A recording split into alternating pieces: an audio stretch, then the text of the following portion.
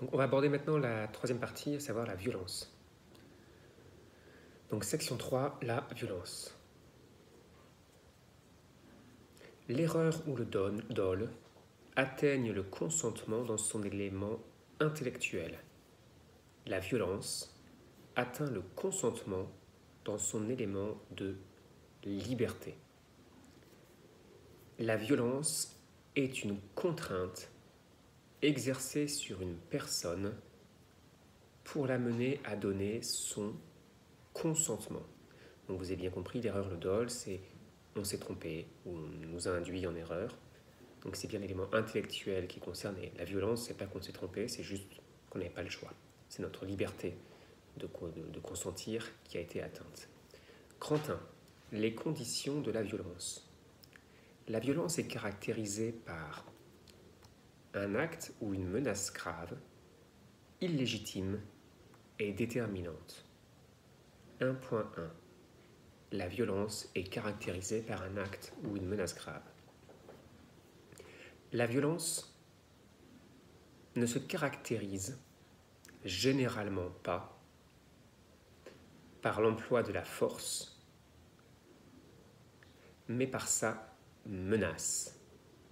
Elle peut consister en une atteinte à l'intégrité physique, à la vie, à la santé, à la liberté, à l'honneur ou à la réputation d'une personne.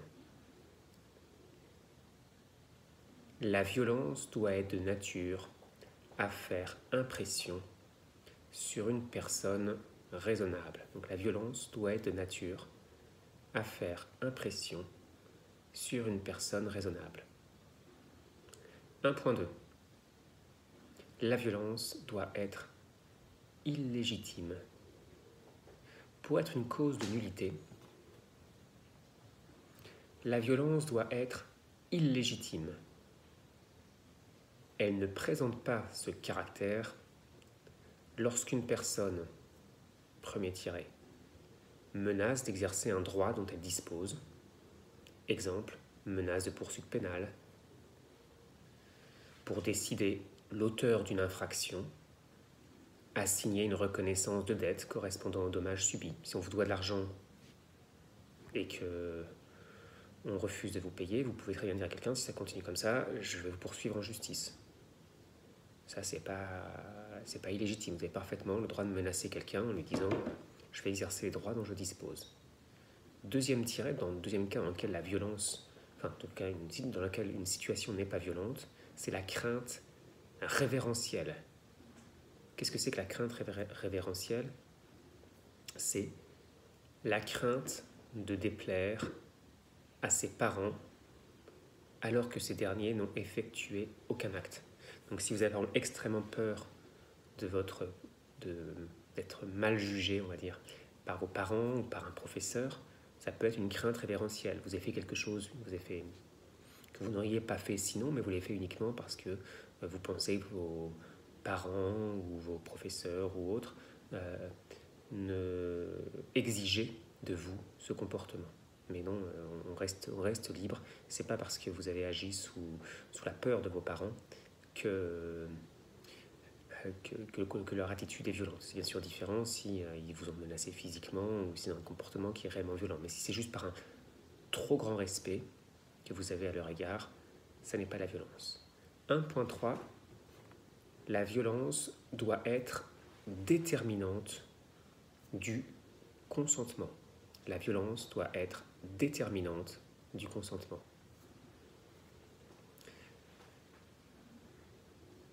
L'acte violent est apprécié in concreto. Donc on a déjà vu ensemble la différence entre in concreto et in abstracto. Il faut prendre en considération l'âge, le sexe, les conditions de vie de la personne. On s'est beaucoup posé la question sur la violence en matière de contraintes économiques. Par exemple, je vais vous raconter une petite histoire. Il y avait une salariée qui travaillait pour une maison d'édition qui avait mis au point un dictionnaire en dehors de ses heures de travail. Lorsqu'elle a fini son dictionnaire, elle en a parlé à son employeur et son employeur lui a fait signer un contrat dans lequel elle cédait l'exclusivité de ses droits et indiquait qu'elle avait fait ce dictionnaire pendant ses heures de travail. Or, à l'époque où elle a signé ce contrat, il y avait justement un plan social de licenciement chez son employeur. En l'espèce, la salariée a du coup signé le contrat. Après, la salariée s'est rétractée en se disant « mais j'ai signé ce contrat uniquement parce que j'avais peur d'être licenciée, mais en réalité j'ai fait ce dictionnaire en dehors de mes heures de travail ». Donc elle a engagé une action en justice. Et la cour d'appel, qui a été saisie, a effectivement accepté d'ordonner la nullité du contrat pour violence, car il existait une situation de dépendance économique, et compte tenu de la subordination de la salariée, elle pouvait avoir peur d'être licenciée. Bon, finalement, l'affaire a été ensuite présentée à la Cour de cassation, et la Cour de cassation a réformé l'arrêt de la Cour d'appel. Elle a estimé que la dépendance économique dont faisait état la salariée n'était pas démontrée. Donc voilà, c'est pour des questions de fait, la Cour de cassation a considéré que seule l'exploitation abusive d'une situation de dépendance économique faite pour tirer profit de la crainte d'un mal menaçant directement les intérêts légitimes de la personne, fermez les guillemets, est un acte violent. 1.4. Les victimes de la violence. La victime de la violence est généralement l'autre partie qui va conclure le contrat. Mais la victime de la violence peut aussi être un tiers, une épouse, un parent, un proche de la victime.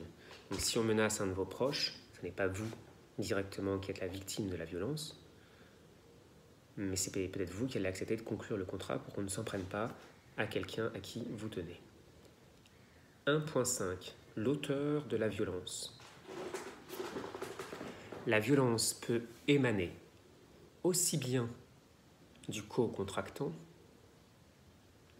que d'un tiers au contrat. Il n'est pas nécessaire qu'il existe de connivence entre le tiers et le co-contractant bénéficiant de la violence. Je vais vous donner un exemple. En pleine Seconde Guerre mondiale, vous avez beaucoup de personnes de confession juive qui ont dû fuir Paris et la zone occupée pour aller en zone libre. Certains ont vendu leurs affaires, notamment dans le cas d'espèce, un dentiste a vendu son cabinet. Il a vendu à un prix ridicule. Après la Seconde Guerre mondiale, il a demandé à annuler cette vente en indiquant qu'il était dans une situation où il était victime d'un acte de violence. Celui qui lui a acheté le cabinet a dit « mais c'est pas moi, j'étais pas un soldat nazi, j'ai juste fait une bonne affaire, vous n'aviez pas le choix, donc j'ai racheté votre cabinet. » Et bien, on a considéré qu'il s'agissait bien d'un acte de violence. La violence peut aussi résulter des événements. C'est l'état de nécessité. Vous avez un navire qui est en train de couler, vous allez demander de l'aide, vous allez accepter n'importe quelle condition. Si le bateau juste à côté vous impose un prix, bah oui, vous allez dire ok, je veux bien remonter à bord. Donc ça, c'est aussi un acte de violence. Grand 2, les effets de la violence. Lorsqu'un acte violent a été commis, il est possible pour la victime de, premier tiret, solliciter l'annulation du contrat pendant une durée de 5 ans. Deuxième tiret, obtenir sur un fondement délictuel des dommages et intérêts. Et troisième tiret, poursuivre pénalement l'auteur de la violence. Voilà pour cette troisième vidéo.